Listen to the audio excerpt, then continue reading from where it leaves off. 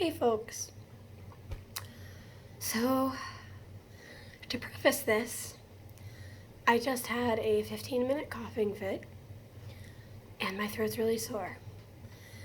And I'll probably do that a lot. I'm also going to be drinking my water. But I want to tell you a story.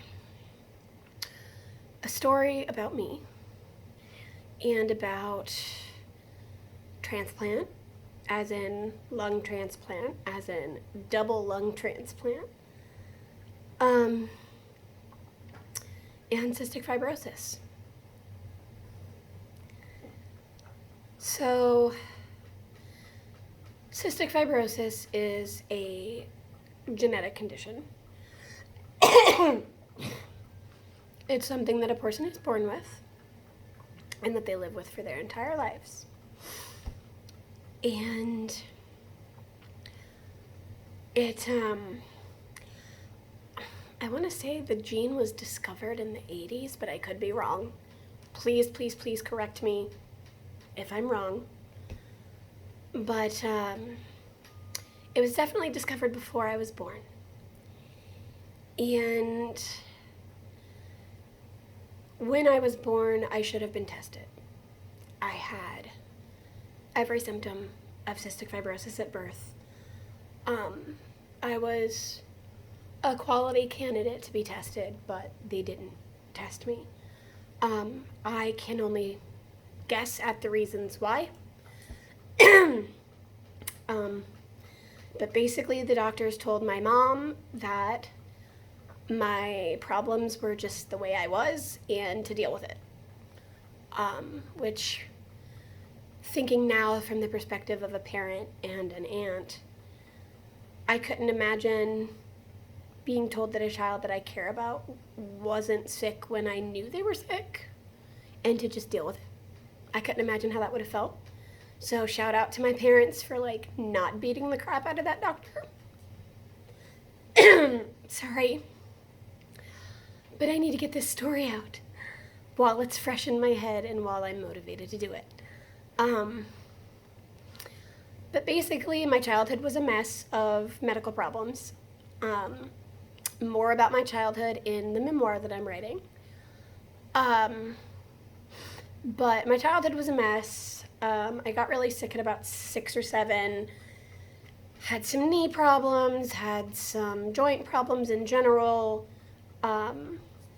Had intestinal problems, had breathing problems. I had problems coming out of my ears. And still these doctors got it wrong. They decided that all of my problems were separate from each other. So they diagnosed them separately as infectious arthritis and rheumatoid arthritis for the joint problems. Crohn's disease or inflammatory bowel disease for the intestinal problems, and then just really, really severe chronic asthma for my breathing problems. Not quite right, guys. So I lived with all these sicknesses and all these problems being not treated properly until I was about 13. And then I had a really, really, really bad coughing fit. I wouldn't even call it a fit. I'd call it a coughing episode, maybe, because it lasted almost a month. It wasn't a quick thing. I just kept coughing, and we had no idea why. But my mom went to my general practitioner, who I guess was going to night classes or something, and had discovered cystic fibrosis through his night classes. So he told my parents about it and got us in contact with, with a specialist in another town upstate from where we had been living at the time. And I went up there, and within moments it feels like I was diagnosed. They did a sweat test, and I think they did a blood test. Both of which came back positive for cystic fibrosis.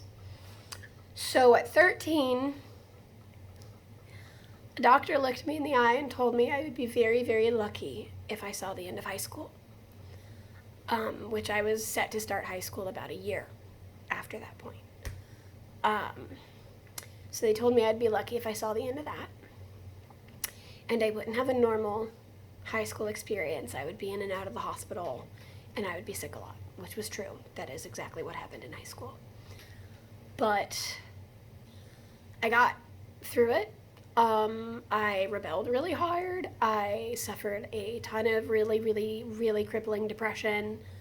I didn't put forth my best effort in school because I didn't think there was much of a point. I kind of set my life up for failure because I didn't think I had one. Well, when I got to about maybe 16, they extended my life expectancy a little bit and said I'd be lucky to see 25. Just so you know, I'm 27 as of a couple weeks ago. So, prove those doctors wrong, barely. But anyway, some other shit happened, stuff happened in high school that wasn't great, but isn't directly related to cystic fibrosis, and that's kind of what I want to talk about here, is just cystic fibrosis stuff. But I made it through alive. My pulmonary functions were going down. They certainly weren't going up. But I started pulmonary function testing in the 80s, so that's a percentage. Out of 120%, I was at 80% when I was diagnosed. That percentage declined as time went on. It kind of like increased a little bit and sustained for a little bit once I started treatment, and then it started to decline. And then they added treatments and it went back up, and then it declined and up and down, and it was all over the place. And then at about 23, so the end of 2017 into the beginning of 2018, I got really sick. Like really, really, really sick. And they thought I was dying. I thought I was dying. Pretty much everybody did. I had a really bad case of pneumonia that was being very resistant to all my medications. I'm already very drug resistant, which means that a lot of the normal CF drugs that they use to fight infections and stuff don't work for me.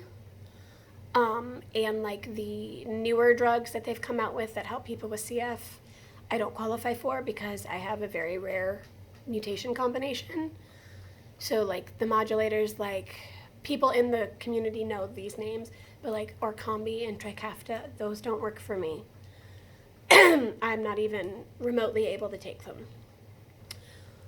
So I'm super sick in 2018, trying to piece my life together. I'm trying to balance college right now, or at that point, I say right now like it's happening now. I'm trying to balance college and a job and a relationship, and it's just craziness. And I just got really sick. And it was pneumonia. It was very, very, very, very bad pneumonia. And it kept me knocked out pretty consistently for about 4 or 5 months. And at the end, that's when I went on oxygen. I started on 3 liters continuously, 24/7. Excuse me. So I started on 3 liters, and it wasn't great being on oxygen all the time. It doesn't seem like it would be a big deal, but it really kind of is. And then after that, they brought up transplant. So I started the transplant process in April of 2018. I went in, I did what's called the workup, which at our hospital means you go to the hospital 4 days in a row, back to back, for lots of testing and procedures and all this other stuff to make sure that your body is in the best working order that it can be in order for you to survive transplant. So I went through all that testing and was told, at this point I'm too sick. I need to get a little bit better. So they send me to pulmonary rehab, and they change my medication regimen a little bit and do all that. and I got to like a reasonable point for transplant. And then I had a bit of a mental breakdown. 2018 was a really hard year for me. I mean, medically, that's when all this transplant stuff had happened. I had pneumonia for almost half of the year. I was in the hospital more weeks than I was out. I lost a lot of friends that year to cystic fibrosis. I can think of 4 or 5 off the top of my head. And I lost a few friends to car accidents, and I lost somebody to sickle cell, which is another medical disorder that's not pleasant to deal with at all. So I was having a really hard time. I also had lost the relationship that I had had at the beginning of the year, which had been going on for about a year and a half or so. My housing situation was a huge disaster. I was financially slumped. I had to pluck my brother out of his life and move in with him in Indianapolis, which I had never lived in Indianapolis before, and all my friends were south. And I was told that I didn't have a good enough support system and like all this other stuff. And it just really got under my skin. And I was having a bad day. And I told my mom that I was kind of scared that I was going to do something stupid. And my brother at the time had a gun in the house because he believes in carrying, which I'm perfectly fine with. But I personally don't like guns for this reason. But I told my mom, I'm like, I'm reckless eyeballing this gun and I need help. And she called my coordinator, my lung transplant coordinator. His name's Ken. Hi, Ken. And he kind of led me to believe that getting help for my mental episode would not affect my transplant stuff, and that getting the help was actually like really, really good, and it would look good to transplant that I had sought help for such a thing instead of just doing it. So I went ahead and I admitted myself to Methodist. My mom came up all the way from Louisville to take me, so I didn't have to go alone. And I got admitted for suicidal ideation and was on suicide watch for I think 48 or 72 hours, I can't remember. And then at my follow-up transplant appointment, I was told I was not mentally stable enough for a lung transplant. And that was incredibly difficult to hear. I felt betrayed. I felt lied to. I don't anymore, but it took me almost an entire year to stop being mad at the transplant team for that. I felt like in trying to save my own life, I had destroyed it and taken away my chance at transplant. But they told me, give it a year. Keep up doing everything you're doing. We're going to see you back in 6 months, and then 6 months from there. And at that 12-month mark, we're gonna look at your case again. We're gonna reevaluate. And I was like, okay, great, perfect. So I fought tooth and nail every day for a year, going to therapy, talking to my therapist on a weekly basis, doing everything I possibly could to promote self-care, and just live my best life as best as I could. They told me I had to quit school and I had to quit working and all the other things I've already mentioned. And it was just really, really hard, like super, super hard. I felt like my whole life was just paused until, and I was just, no, hang on, let me rephrase this. I felt like my whole life was paused and I was just waiting for some like unseen force to like push the play button again, but the controller wasn't in my hand. So everything was very out of control, and I'm a control freak, so that does not work for me at all. And it was just a lot of waiting and not knowing and being scared. I was scared to death for over a year that they would reevaluate my case and say something else was wrong, and that I still couldn't be listed, and that I had to wait longer. Well, 2020 started off on kind of the right foot. I was hospitalized in January, but then just wasn't. I went from being hospitalized every week, like every other week I was in the hospital, to not being hospitalized for literally about 5 months.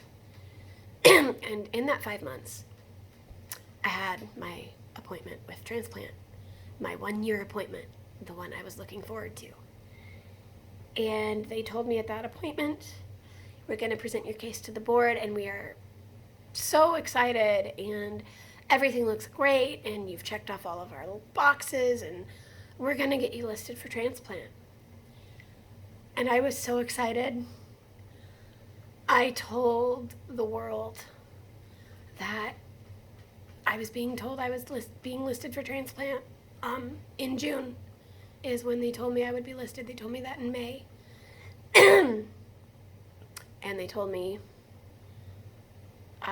you'll be listed for transplant in June. Just hold on a little bit and we'll present your case to the board. And I said, okay, great. Perfect, wonderful. They said they'd call me in a week with a final answer and to tell me when my listing appointment was going to be. And I was at pulmonary rehabilitation 1 week later, like I was every week. And I got the call from my coordinator, and the answer was no. They told me I was too healthy for a transplant. After all the work I had done, after everything I'd gone through, after 2+ years of fighting and waiting and being scared of being told no, they got my hopes up, and then a week later they told me no. I'm not mad at them. I can't be. I understand that these lungs that I'm wanting are incredibly precious.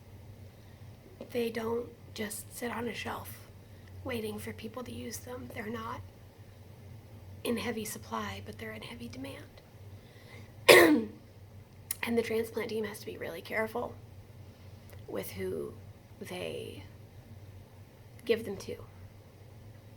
I should even say gift them to, because they are a gift. But they told me no. And they said, we'll reassess in July. I said, okay. I said, that's great.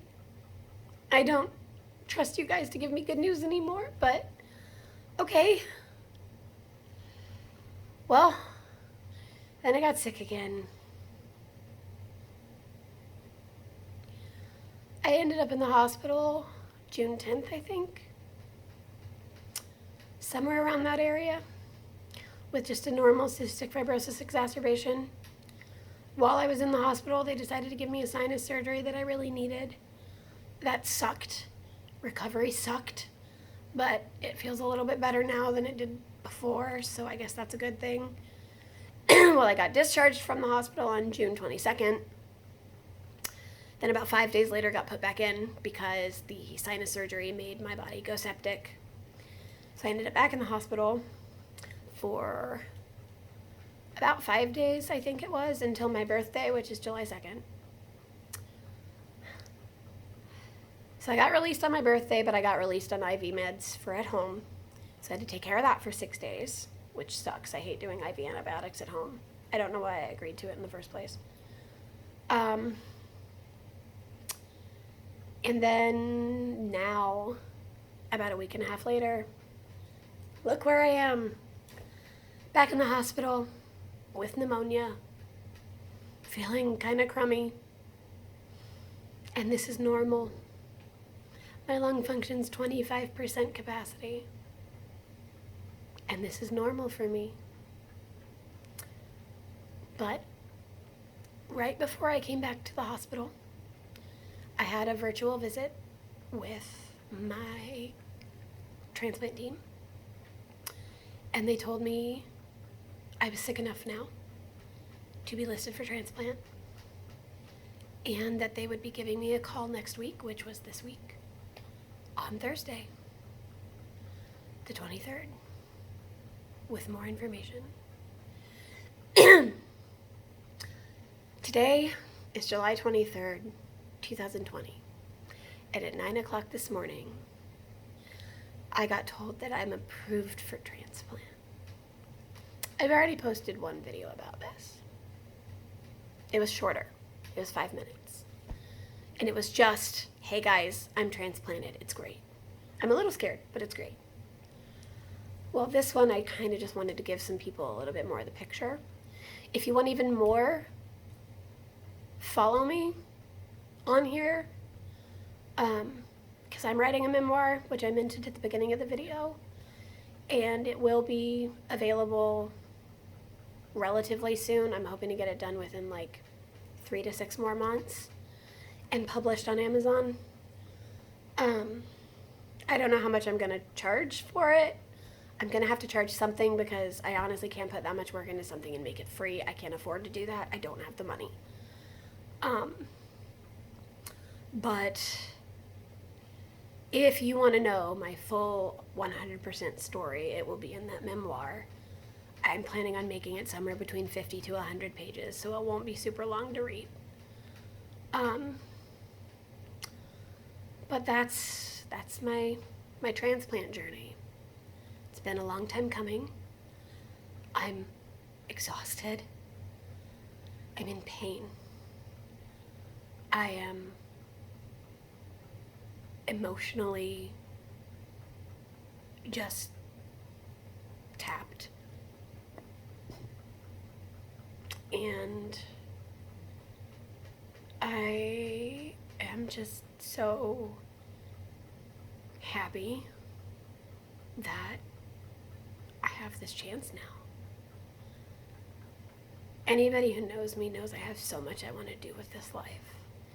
And all of it's been put on hold because of waiting for transplant.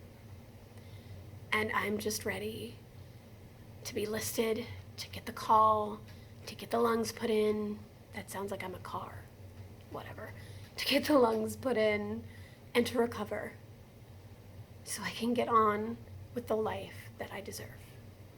The life I've worked really hard for.